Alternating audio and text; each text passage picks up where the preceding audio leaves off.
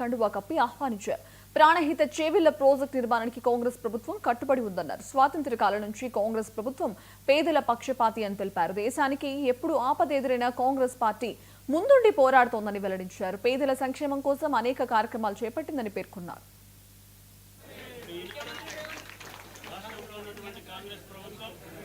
ఏదైతే చిత్తశుద్ధితో మళ్ళీ తిరిగి ప్రాణహిత దగ్గర తుమ్మిడిహెడ్ దగ్గర ప్రాణహిత ప్రాజెక్ట్ నిర్మిస్తామని చెప్పిందో మన ప్రాంత ప్రజల బాగు కోసం, మన ప్రాంత అభివృద్ధి కోసము ప్రాణహిత చేవెళ్ల ప్రాజెక్టు మళ్ళీ తిరిగి పునర్నిర్మాణం ప్రారంభించుకోవాలి. కాబట్టి ఈ కారణంతో నేను కాంగ్రెస్ పార్టీ ప్రభుత్వంలో కూడా కలిసి పనిచేయడానికి ముందుకు వచ్చినాను.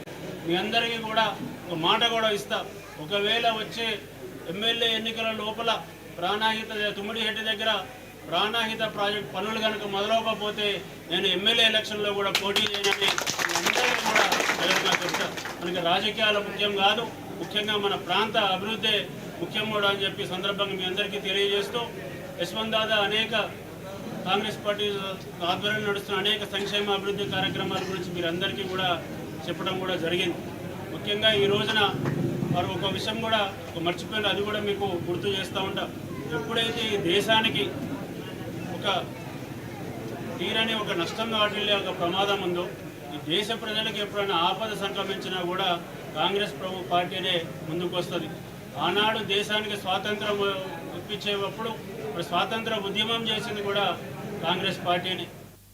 ఈనాడు రాష్ట్రంలో ఉన్నటువంటి కాంగ్రెస్ ప్రభుత్వం ఏదైతే చిత్తశుద్ధితో మళ్ళీ తిరిగి ప్రాణహిత దగ్గర